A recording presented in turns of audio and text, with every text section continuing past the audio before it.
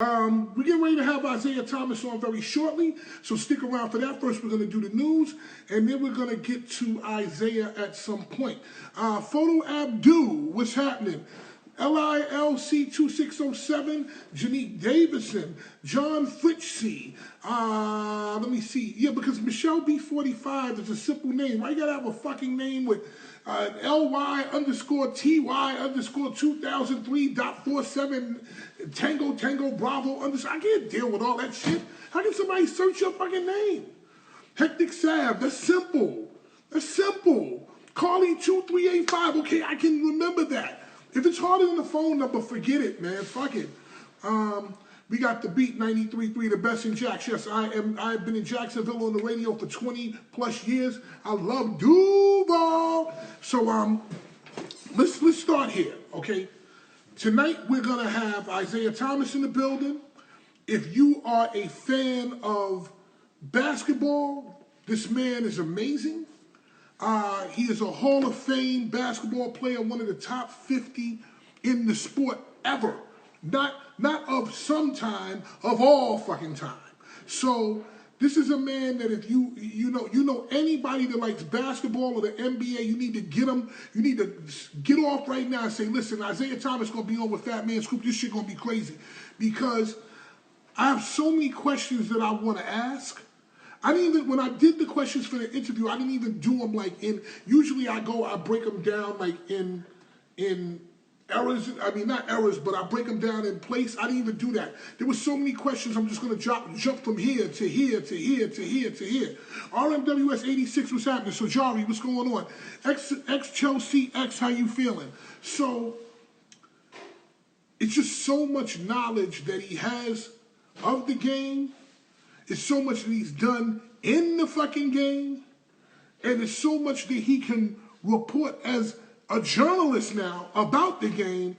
It's crazy. Kaz Cosby, how you feeling? Love to you and your family. Hey, love to you and your family. So I'm gonna give you a good example. S_Anderson_comma. How the fuck am I supposed to remember that? S. Anderson? Michael Morales 1022 is simple. Tommy Gun DJ, what's happening? Gareth Meredith. I think that's what it says. DJ Swag, I got that. That's easy. So with that being said, let's start with the news, okay? Donald Trump. Now, I decided in my mind that I wasn't talking about Donald Trump no more. I was like, listen, I'm not doing it. I'm not turning on the phone. I'm not turning on CNN. I'm not turning on Fox. I'm not turning on NBC. Nothing. Forget it. However this coronavirus work out, when it's time for us to get out, let me know. I'll be there. I'll be ready to do what I got to do. No news for me. And today, all through my timeline, I started seeing shit like Lysol asthma pumps and fucking Pine Sol IVs. And I'm like, well, what happened? What's going on? And then I had to go and look at the news, and I found out what happened. This is why we need somebody in office that just don't fly off and say some wild shit. Donald Trump today basically inferred that ingesting disinfectant would actually help with beating the coronavirus. Now, this is what he said.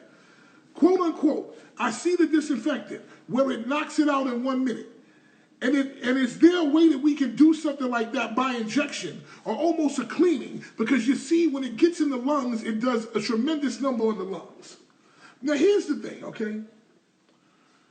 There is, you know something, I actually feel sad for the doctors and the people who actually have gone to school, who have studied and fucking like done midterms and fucking done medical school and worked in an intern and being an intern and a residency and all that stuff like that, and spent like 10 or 12 years trying to get a degree, and then sit up on stage with a man and have to agree with a man saying that putting disinfectant, injecting somebody with disinfectant is what's going to kill the coronavirus. Now, these people took an oath, okay, to do the best thing they could and give the best advice they could when it comes to medical issues and medication and cures and shit. So to have some damn fool come up there and say, listen, I see the disinfectant. Disinfectants knock it out in 1 minute. And is there a way that we can do something like that by injection inside or almost a cleaning, because you see it gets in the lungs and does a tremendous number on the lungs. And for you to be a doctor and have to sit there and say yes or nod your head is a goddamn shame. Now, the reporter said, wait a minute, hold on, sir. Mr. President, are you saying that in a scenario you would basically tell people to use disinfectant, isopropyl alcohol? Like, are you telling people to ingest that? For a member of the press to have to ask you that question is fucking ridiculous. It don't even make no sense. And right after that, because this is where the internet always wins, I start seeing memes, like I said, Lysol asthma pumps, Clorox chewables, Pine Sol IVs, Lysol IVs. It don't make no sense. I think here's what we need to do with Donald Trump. You can't have a phone. You can only talk 30 seconds in a press conference and then you gotta leave. Take your best 30 seconds that you want to say whatever's on your mind, and then we need to see the back of your ass. Like after 30 seconds, I need to know what kind of jeans Donald Trump got on. I need to be, oh yeah, that's guess, that's True Religion. Because I need to see the back of his ass. I am KVJ. Let me know when Isiah Thomas comes in, just in case I miss it. It don't make no damn sense. It's what I call ghetto foolishness. Now I have to sit at my desk and explain to my daughter, Tiana, I had to explain to you why the hell you're getting all these memes with a fucking Lysol asthma pump. Why you getting memes with Clorox chewables? It don't make no sense. On top of that, the EPA, the head of the EPA, had to jump in and make a statement that said, people, please do not ingest disinfectant because it will kill you. Because here's the thing. As much as you think you're smart out there, there's some dumbass people out there. And you know something? They will go and have a bottle of fucking Lysol and think that they're going to beat the coronavirus and wind up in a fucking morgue, and then they put that down as coronavirus, and that ups the numbers. At the same time, so that you understand what's going on with this, Lysol, the people who create and produce Lysol had to issue a statement. And they said, this was a statement to the president's comments. We must be clear that under no circumstance should our disinfectant products be administered into the human body through ingestion, or any other route. You just think about that, people. Now I want you to just think about what the president of France is saying, what the fucking prime minister of England is saying, what the prime minister of Australia is saying, okay? Think about what I forget what Japan has. I think it's a prime minister. What the prime minister of Japan is saying. Let's think about what the chancellor of Germany is saying when they get that shit across their desk. Because somebody has to hand them that shit across their desk like, hey man, look at this shit that Donald Trump said. And then they got to take that and go, wait, hold on. What? The fuck is this? Like, imagine what those people are saying. Now, I used to walk around and I used to say, listen, I want to get myself a Viagra IV. Because when I go to do my thing, just hook me up to the IV and just let the IV drip and let me do my thing. I won't even use this arm. I'll fuck with this arm. And I'll just keep, you know, when I'm on top, I'll just use this arm and I'll just keep going. I'll get good with one arm. Tiana, listen, sex is the way you got here. Like, you got here, but... Tiana, you got here because of sex. What do you want from me? But what I was saying is that I would put this hand up and be able to use it as something to push down on, and this arm, because it has the Viagra in it, I don't have to do it. I won't do anything with this arm. But that's a joke. This is actually something that someone actually said out of their mouth at the top of the U.S. government. There's something to think about, people. Something to think about, man. It's something that we really need to think about. So right now, we're waiting for Isiah Thomas to hop on. Should be on in about 3 or 4 minutes. All I need from you right now is, I need you to answer this for me, and very quick, because we're getting ready to get Isiah Thomas on. My question to you is, because of this kind of behavior, do you trust what Donald Trump says? Do you trust what Donald Trump says? Because of the kind of things he says, do you trust what Donald Trump says? All I need you to do is leave it in the comments. Leave it in the comments. I want to read it.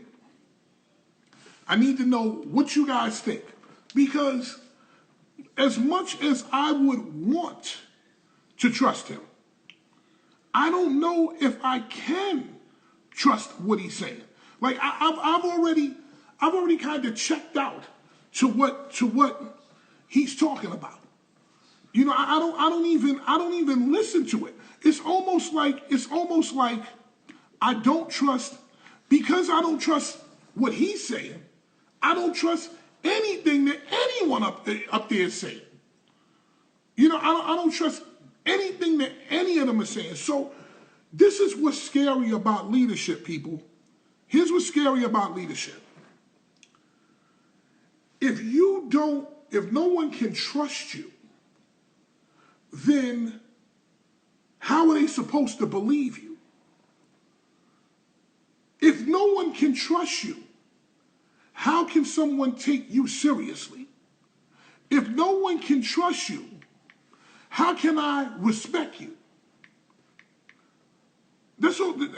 So hold on. Okay, hold on 1 second. I just gotta say something. You know, the question is, how can we trust you? I trust none of them grumpy, not Fauci, not Burke, not Gates, not Tetravi. Okay. Blessings, love, and light. So I just want to know from you guys right now, because I'm actually looking at your comments right now. Because of what you hear on a daily basis, how much do you listen to what the politicians and the authorities are saying? Or do you go in other places and look for your news and look for your information and look for what to trust and what to believe and what to read? Because when a man says, go on and drink that bottle of Lysol now, I don't know if I can actually believe that. I don't know if I can respect that. It's what we call, and I know some of y'all are not from the hood, but it's what we call a damn ghetto shame. Now, with that being said, what we're going to do is we're going to hop to this interview real quick, and I want to tell you a little bit about this man before he gets on. I want to let you know about him. Is an NCAA champion with Indiana University, two-time NBA champion, top 50 NBA players of all time, and that's not some time, that's all fucking time. Okay, I'm gonna tell you what a man that I respect. What's happening, Isiah? I'm good, brother. I'm good, bro. I'm just gonna set you up right. I'm gonna tell you what a man that I really respect his opinion says, and his name is Chris Broussard, and he's on ESPN. The man said he beat Jordan, Magic, and Bird in their prime. That's number one. Number two, never won with a top 50 NBA teammate. Number three, started the bad boy mentality. Number four, was a small man who was a terror in a big man's game. I'd like to give it up and show some love for Isiah Thomas. How are you, sir? I'm good, brother, and thank you. Thank you very much. I appreciate it. Full transparency, Isiah Thomas is like family to me because his son, Zeke Thomas, was my intern, and I've always loved and have respect for the family. So, again, I just got to give it up for you one more time because you know I love you, bro. And thank you. And I got to appreciate the love that you always have shown for the family, always shown for Josh, who we call Zeke. Mm-hmm. And, you know, just breaking them into the business, letting them learn the business, and, you know, becoming one of the best DJs in the family. Listen, and he's good, and he's worldwide right now. Yeah, he's good, and we taught him, and you know the thing about it, and I'm going to get into the interview in a minute, but I'm going to say this: when he came to Hot 97, when we were there, he never said who he was. We found out who he was. Wow! And we found out who he was, and when we found out who he was, the minute I found out who he was, I went in the other direction. I said, I'm going to make it hard for you, bro. because you're not going to just get this because your dad hit buckets. You're going to have to earn this just like everybody else. And you know what he said? Do whatever you got to do. Yeah. Now that shows me toughness. Now you got to remember, for me as a Knicks fan, you are somebody who gave me indigestion and agita on many different occasions. Right. But I respected the toughness. I respected the grit. So when he said that to me, it was like I had to respect it. I said, okay, I see where he gets what he gets and who he gets it from. So listen, I have so many questions. I didn't even put them in order. I'm just gonna ramble them down, and you just hit me quick and get right to it. In today's game, who impresses you the most? Actually, three or four guys. LeBron James, of course, Kevin Durant, Giannis in Milwaukee. What he's doing can't be ignored. What Steph Curry and Klay Thompson did a couple of years ago was like, out of sight. And I'm always blown away, and I love watching Kyrie Irving play. I mean, every time because he really freaky with the ball, and he dances out on the floor, does his thing. So those are the guys that I really enjoy watching play. Who is the most like you in today's game? If you had to say this person is like the prototype, or this person is like a copy of me when I was playing, who would it be? I would hope that I played as good as Kyrie Irving, because he's, like I say, he's freaky with the ball, and his ball handling skills are off the charts. And when I was playing, I thought that I had a good ball handling. I thought that was my thing, handling the ball. And I think in today's game, I would play similar to him. I don't know if I would be as exciting as he is, but I would definitely play that style. What was it like playing against three of the top 50? And I'm gonna name them in order, and you just tell me what it was like. Larry Bird. He was the toughest. Out of all the, when you talk about Bird, Magic, Jordan, and I've always said this, from a competitive standpoint, Bird was the toughest because not only did he never give up, he was very smart. And not only was he very smart, he knew how to work every angle of the floor. And every time you made a mistake, he took advantage of it. And you couldn't really punk him. You know what I mean? Like he was down for the fight. Hold on. Because when I look at Larry Bird, I look at this guy like you just go up to him and you rob him. Like you just go up and say, give me your money. Nah, he the guy you go up to and you say, give me your money, and all of a sudden he taking your money. No, Bird was a tough dude. He was a tough dude. He liked to fight, A couple of times he'd come to Detroit, go to the bar, drink a little bit, get in a couple of bar fights. Bird was that kind of guy. He was a tough boy. He was a tough boy. One nothing soft about him at all. What about Magic Johnson? Magic was the smartest in terms of all the players that I played against, from an intellectual standpoint and playing chess out on the floor. Magic was the smartest because every time you made a mistake, Scoop, every single time, he took advantage of it. And if you had your hand in the wrong place and you didn't have it up 6 inches higher, that ball was coming right over your arm. And you would see the ball coming right past your arm, and you'd be like, damn, he got me again. Right. No, he was smart. He understood offensive schemes, defensive schemes. When you beat Magic Johnson, you had to play chess out on the floor. You just couldn't show up, score 30 points and say, oh, we won. No, you had to bring your briefcase, sit down, open it up, and read and execute when you played against him. Now, of course, we know, and it's about to come on Sunday. I'm sure your part is about to come on Sunday. Michael Jordan. What was it about Michael Jordan? He was the best athlete. We hadn't seen nothing like that. Really, like when you're watching this film and you're watching this documentary, just look how athletic he is compared to all of us. When he jumped, we was all right on the floor. We could slide with him and everything else, and you can stay with him. And then when he would jump, You say, I can't do that. Right. Like, I mean, and he would hang up there for a while. Mm-hmm. So his athleticism gave him a super edge and a super advantage over all of us. Like I say, even though all of us were, on the floor good, he was literally in the air better than anybody that I had ever played against at that point in time. So the one thing that we always hear is that you guys had a different kind of relationship and you didn't like each other and this and that. What I want to know, just from an outsider, what was it that created that? Was it something that happened on the court? Was it something that happened off the court? What was it that created that relationship, or was it just bad blood? I mean, so you've known me and my family for a long time, ever since I've gotten here to New York. Mm-hmm. And we're not the type of people that hate somebody or don't, that's just not us. That's not me. Now, from a competitive standpoint, we competed. Mm-hmm. And I think people who watched us compete probably assume that I didn't like him or he didn't like me, but it didn't have anything to do with us not liking each other or disliking each other. It had everything to do with his team trying to beat my team and we come into the arena to seriously compete.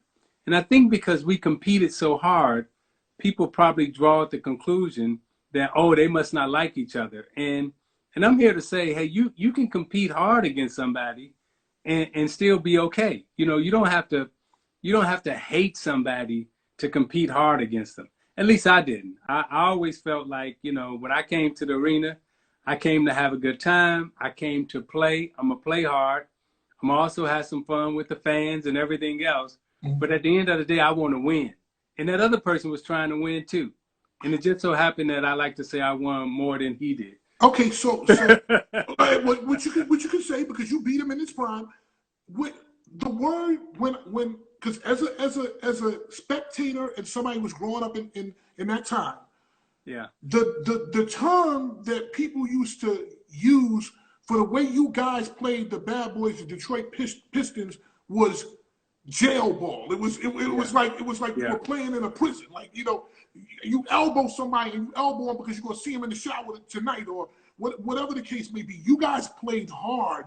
You guys, you hit hard. You got hit. It's not like you didn't. You gave, Can you say that again? Yeah. Can you say I got hit too? Yeah. You got hit. You done caught some stitches. You done got some stuff. Is it because of that? Because I always heard, and it was a rumor, and I don't know, so I'm gonna ask you. Yeah. Was there what they used to call, quote unquote, the Jordan rules? If he runs down the lane, if he come down the lane, we punching you in the throat. Was it that kind of intimidation? Was it? It's over now, man. No. I'm not one to mince words, and I'm not one to distort the truth.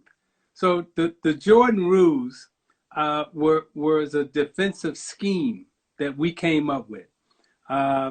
Jordan was not great at going left. Mm-hmm. So we would always force him left. And when we forced him left, we would send another man to double team him. Now, why did we come to double team is because we couldn't stop him one-on-one. Mm-hmm. So we had to have two people coming to guard him. Okay. Now, at that point in time, he was a very reluctant passer. So he would shoot in the double team. Consequently, he would have a low field goal percentage. Mm-hmm. And whenever he was on the top, we would try to get him out of the middle of the floor. And when he isolated on the wings or in the post, we would always double team him and make him get rid of the basketball.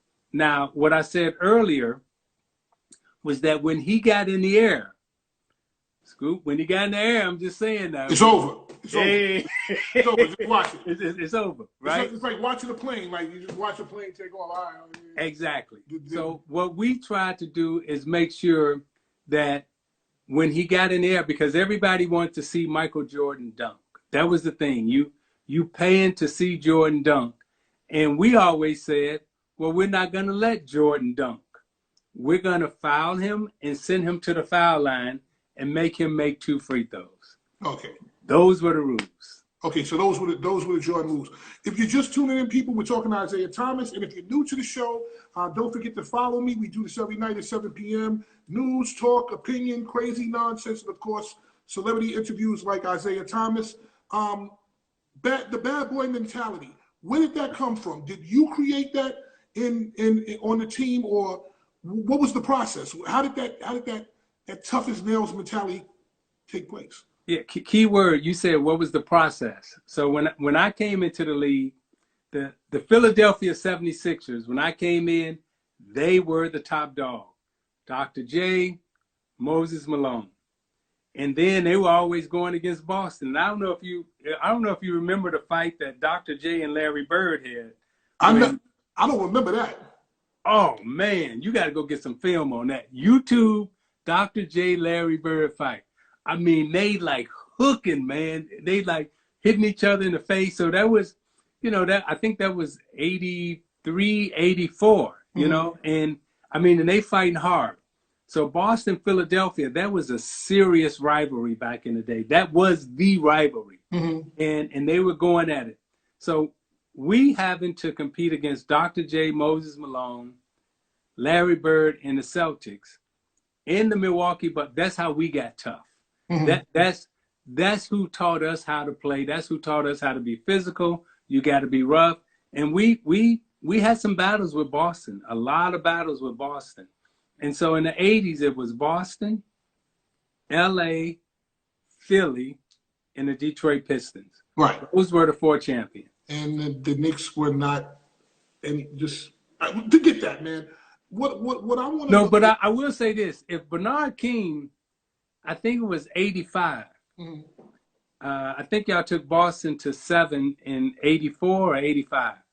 But the next year, remember Bernard King tore up his knee.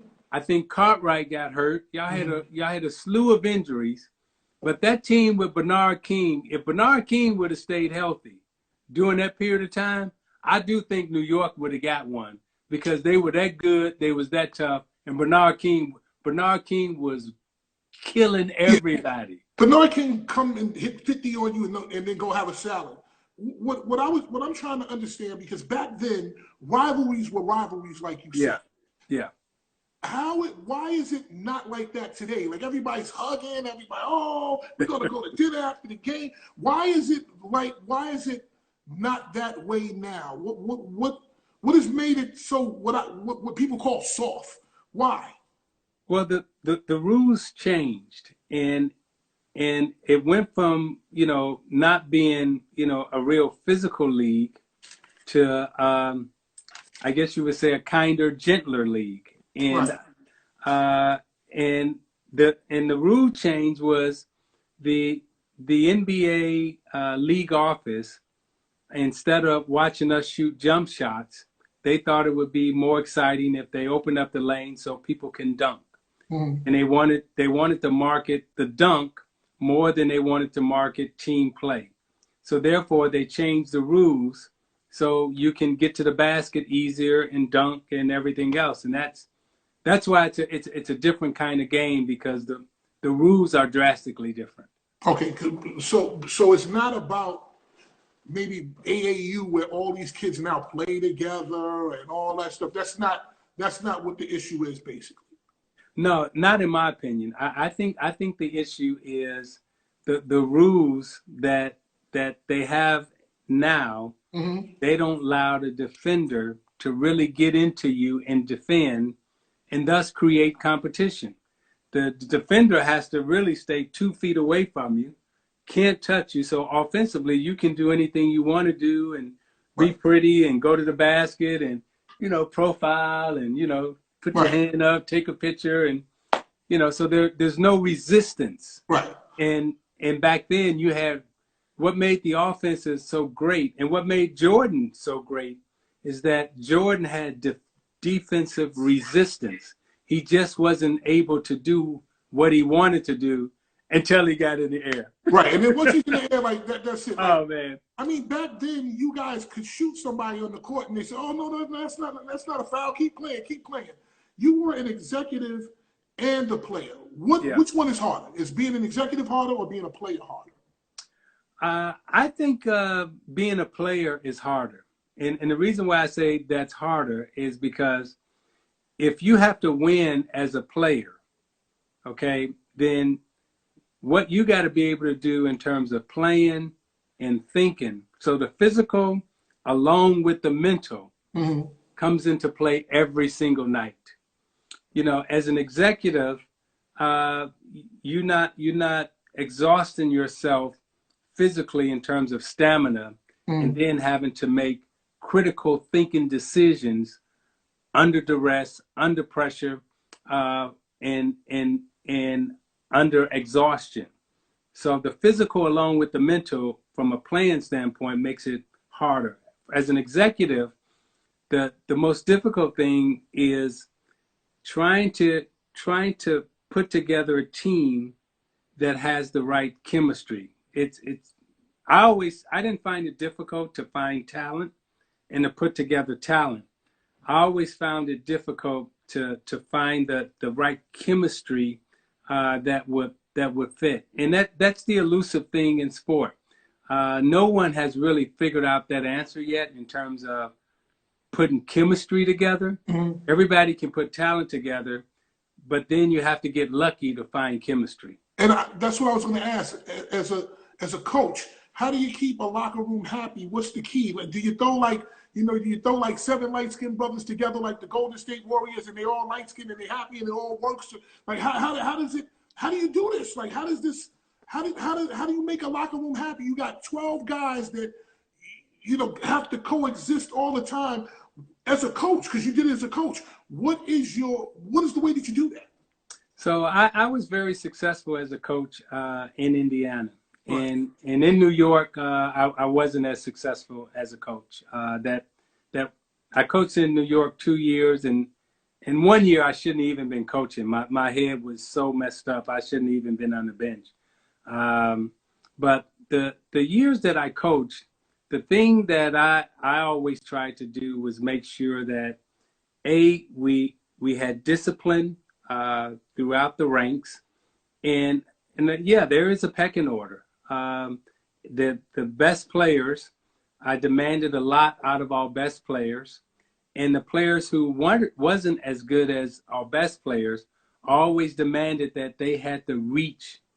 They had to keep reaching to try to catch what the better players were doing. So I always created competition, and all our practices were very competitive. We were very consistent. We were very organized and disciplined. And at the end of the day, you got to be good enough to go out and compete and execute your game plan, concentrate, sustain concentration to knock the other team out of their game plan. So it's a game plan against the other game plan, and which team can sustain concentration the longest, execute what they've diagrammed, and go out on the floor and really, really, truly believe in what you're doing and buy into what you're doing. And we were able to do that, particularly in Indiana. I thought my Indiana team, had I stayed there, I would have won a championship with that team, for sure. Right. People think that basketball is just 8 black guys, a couple of dudes from Europe and a Latvian, and they just out there doing whatever. It's not like that. It's actually a chess game. As an executive, I want to ask you a question. You tried to fumble your interview so that you would be picked by the Bulls when you were going to be drafted, right? Yeah. With that being said, having years in the game as an executive and as a player, do you think that it's a good idea for somebody young coming into the league new to play basketball in the city that they grew up in? Whew, that's an excellent question. And I would say yes and no. And here's the yes. Okay. The yes is the family support that you're going to need to be successful in any industry. You're going to need family support, and you're going to need, to hold on to some aspects of your roots and your values that you grew up in. Now, when you get into the NBA, playing at home is difficult because all the support system that you have around you some of them have agendas of their own. And the agendas that they may have may not coincide with the agenda that the team has. Right. And they may look at you as someone that they could leverage their agenda through because you play for the team, and they can use the team as their marketing machine. And the team is saying, no, you as a player, you can use me as your marketing machine. But your friends and your family, no, we ain't their marketing machine. Right, right. And that's when it gets really, really difficult when you talk about playing at home. Do you think this also, you got your man that you got dudes from the hood that you grew up with? They're asking for tickets. You got a dude over here that he's your man. He just got out of jail from a triple murder, and you bringing him with him, and he want to do a lot of coke. And just it's all kinds of things that I think could be bad. I actually think for the new player, for any player, you should go somewhere else where you don't live so that you can actually focus and have your mind on what you're supposed to do. Yeah. As a player and an executive, do you think the NBA is coming back this year? Honestly.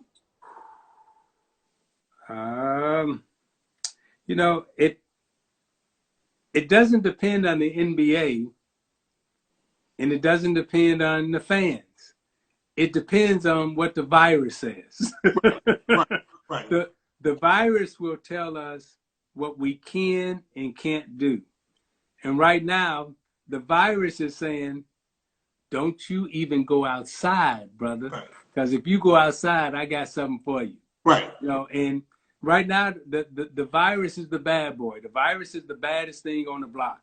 Right. And until we can find a way to get the virus under control, you can't have basketball. Okay. So you're Commissioner Thomas. What do? What's your game plan now? Game plan is just telling people the truth, just like I just told you.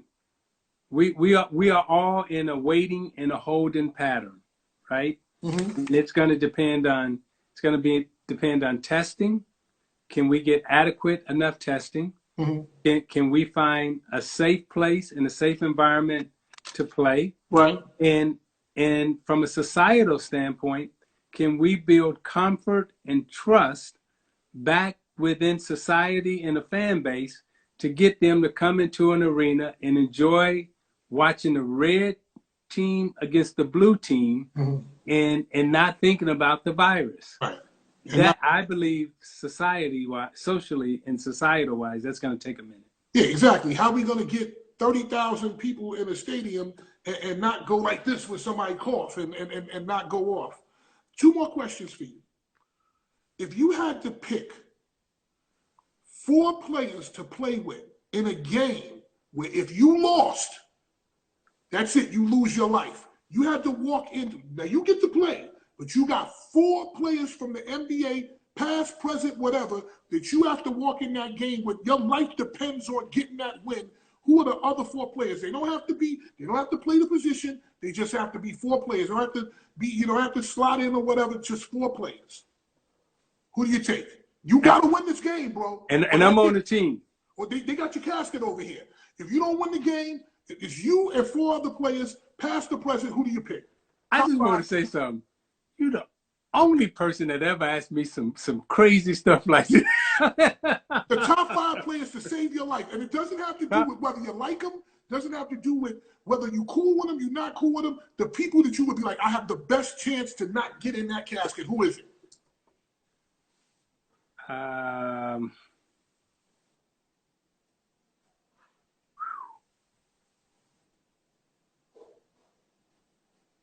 Thinking. I get you. Hey man, you put my life on the line. Exactly. I mean, so I would say Kareem. 1. Got 3 more. Magic. 2. Bird. Okay. Jordan. So you have no new players, no LeBron, no. No, well, this why I didn't pick the new players. Dude, I don't know them. I ain't never got down with them. I ain't never. I'd have had some. I'd have threw some hands with some of these other guys. Right. I'd have fought with them. I know what I'm coming to the battle with. Right. You know what you're working with. You know what you're working with. With these new guys, I don't know, and I ain't never seen none of them really fight. So I don't know what they I don't know what they got. And that's not to disrespect any of them, but you asked me to, you know, in my life, I'm gonna go with the familiarity of what I know and how I can make that work. Okay, so last question. You of course you've been a coach. You've been. By the way, what you think of my team? Huh? What you think of my team? Which one? The one I just said. You know, me, Jordan, Magic, Bird, Kareem. Okay, come on, man, that's a squad. Okay, so these guys are players that. I mean, what do you say? What do you say to that? I don't. To be honest with you, I think you put those 4 people and yourself up. I don't think today's players could beat them. I don't think if you take the Greek Freak, I don't think it's a whole different. It's a whole different game. Like the smoothness of Magic, Kareem. Who's you're not stopping that. You're not stopping that, man. That's what I'm saying. I don't care who you are. You're not. I don't care who you. Manute Bowling stopping that. Like I mean, come on, your toughness, your ability to score. Like who? Let me ask you a question. You think the best 5 of today could beat that 5? Okay, pick your best 5 of today. Greek Freak, LeBron. I would say this is me just saying scoring. Yeah. James Harden. If I got to score, James Harden. I'm gonna take Steph Curry because I know he gonna shoot you out. He gonna shoot the lights. Y'all won't even. He gonna shoot from outside the parking lot. He just take the ball outside the parking lot. And see, I want to say LeBron, but we talking about fighting and all that competition. I would say Russell Westbrook. Right. Because Russell Westbrook is like y'all. He don't want to hang out with y'all. He don't want to do. He just want. He's coming to punch you in your throat.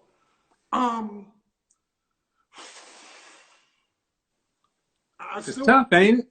I don't see it, man. It's tough.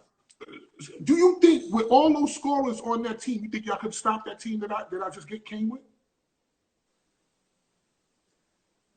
No, we couldn't stop them, and they couldn't stop us. Because it's 2 different kinds. It'd be who got the last. It would be who got the last shot. Right. I think it would also be intimidation.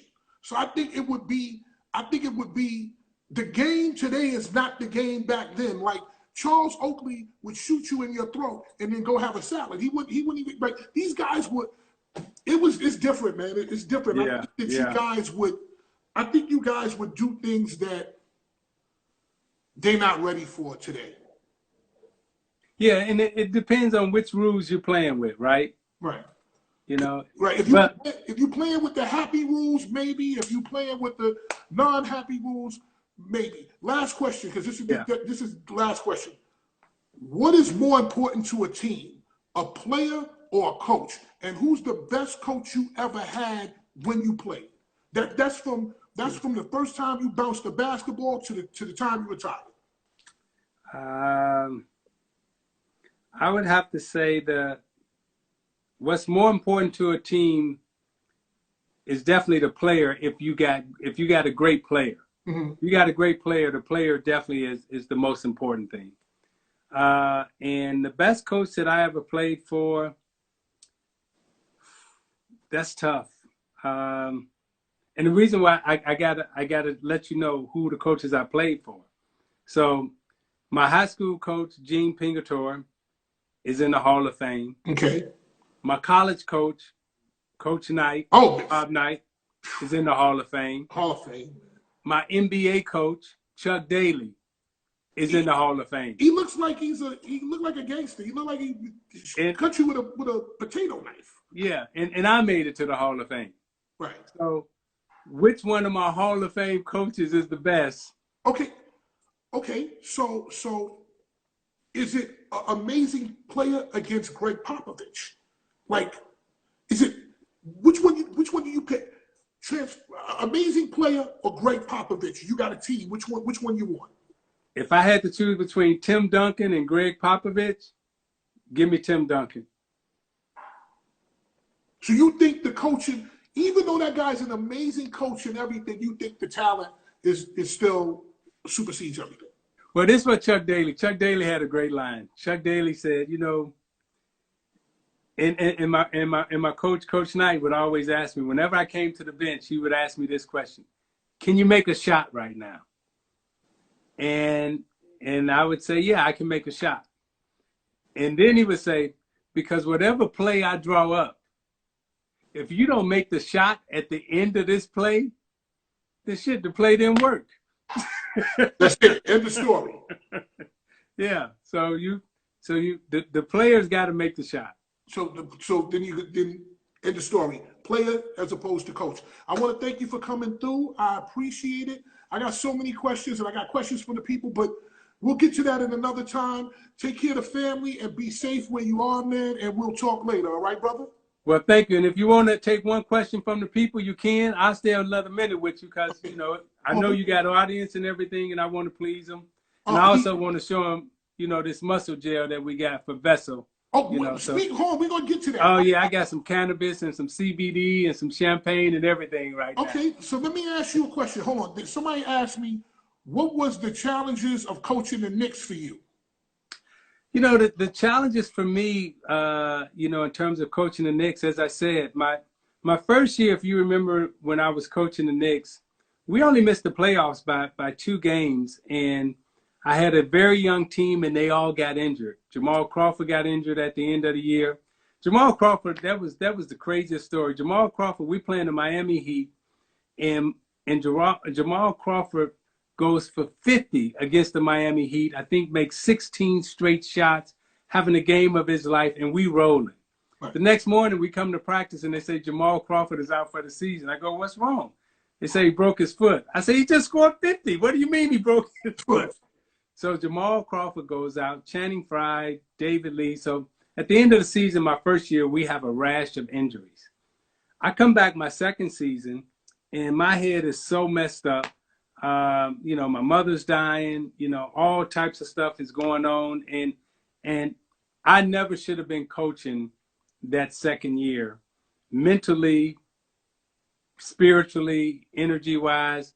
I just wasn't in a good, I never should have even been on the bench. So the toughest part for me coaching in New York, I enjoyed when my head was right, I enjoyed every minute of it because I'm kind of sick about competition. I'm one of them guys who look at the mountain and say, hey, let's climb that mountain.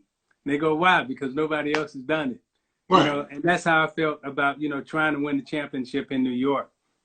One of the other questions, and I had it actually, but somebody came up with it, I forgot to ask. Everybody knows, and this is for me, everybody knows Dennis Rodman is this wild, kooky guy with all colored hair, and he goes to North Korea and he acts like a damn fool. We know that Dennis Rodman. What is the Dennis Rodman you know?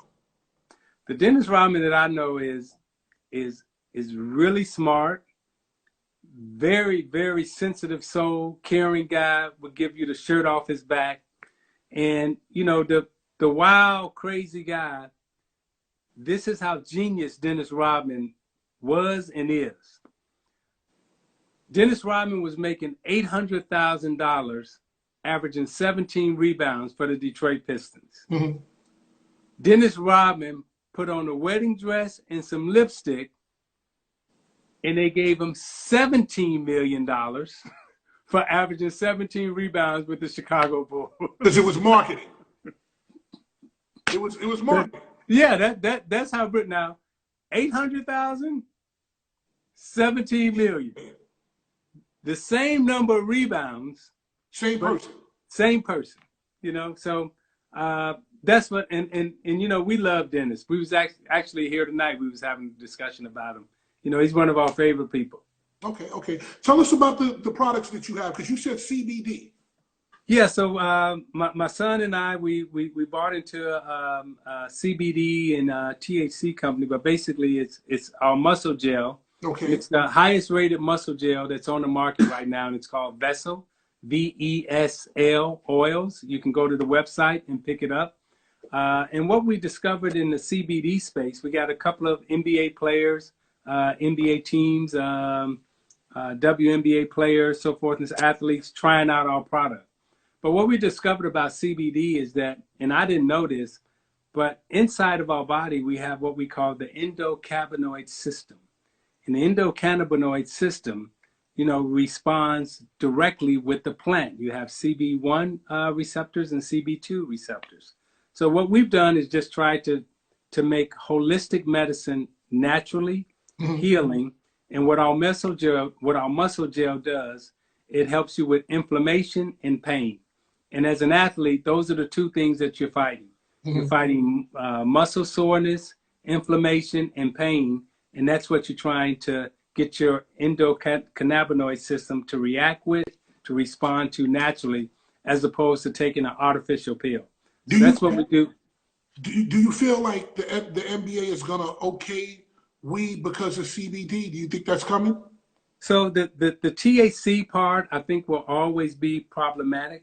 Now, the THC part, it creates the high. The CBD part, in terms of medical healing, which all comes from the same plant, the cannabis plant, that's where I think the American population and the sports population is going to have to do a better job of understanding. And once the endocannabinoid system was discovered in us in the late 80s and early 90s, I think this endocannabinoid system is going to be a game changer in sport, because it's going to allow us to all use the CBD medical benefits. And THC, in terms of the recreational use, that's going to always be a little bit problematic. But I do think the CBD space is going to open up. All right, repeat the website again. Give it to us one more time. It is Vessel Oils, VESL Oils, OILS. One more time. Repeat it one more time. Vessel Oils, VESLOILS.com. Okay. What was your final points per game? I think I ended up averaging 19.5 and 9 assists a game. If weed was allowed, how much more you think you would have scored? If I had CBD? If you had CBD, if they let you smoke weed, and they let you do whatever you want. Well, I never smoked weed, so I never was a user. And what I did though is all the guys who I knew was using, psychologically, I always felt that I had advantage over them. And the reason why I did is because, if your body is a temple and we're training as athletes, and you're putting something in your body that I didn't think was right at the time, psychologically, I felt that I had an edge. Now that we're starting to learn more about our bodies and more about what's inside our bodies, psychologically, even though I may have thought I had an edge, I may have not have had an edge, because how it works, internally with our body. Well, I think it's that could be true and not be true, because I don't smoke weed. I don't take drugs. When I go in the club and I'm doing what I'm doing, I feel I have an advantage, because I know I can tell if something happened there. If this is going to happen there. Whereas if I was drunk and DJ and drunk and high, I wouldn't be able to catch it the way that I would catch it if I wasn't sober. So I think it's a point of contention, but again, I want to thank you for coming through. I love you, man. I want you guys to be safe. Tell Zeke to get in touch with me, and I will get back at you guys later, man. Catch you later. Love you too. Thank you. Thank the audience. Appreciate all y'all. Thank you, man. Appreciate it, man. That was Isiah Thomas right there. One of the best to ever put on a pair of sneakers in the NBA, period, man. Period. Black the Beast was going on here. Round of applause for him, man.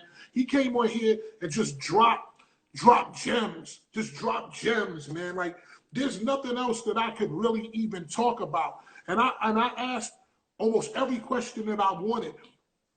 As a person who watches the NBA, and I don't watch it as deep as some other people do, man. Like I said, sometimes I just look at it as 8 black dudes, a dude from Latvia, and this dude over here, 2 dudes from Spain just on the court getting it. And to understand it from that angle of if you don't put your hand up 6 inches higher when somebody takes a shot, that's it. It's just amazing to understand. Okay, so tomorrow is Saturday. We're doing Show Your Talent. Tomorrow is Show Your Talent. If you know somebody that can sing, rap, read a book, juggle, whatever their talent is, tell them tomorrow they need to come at 7 p.m. I'm going to be putting everybody on. Listen, I don't care if you're good. I don't care if you're not good. I just want you to show your talent and do what you need to do. Listen, it's been amazing. I want everybody to go out tonight. Well, I mean, go out. Where are you going to go? Basically, I'm going to the casino tonight. I'm going downstairs to my closet to the casino, and I'm playing Battleship with Tiana. That's my night tonight. That's that's the MGM Grand of my fucking closet. Fatman Scoop.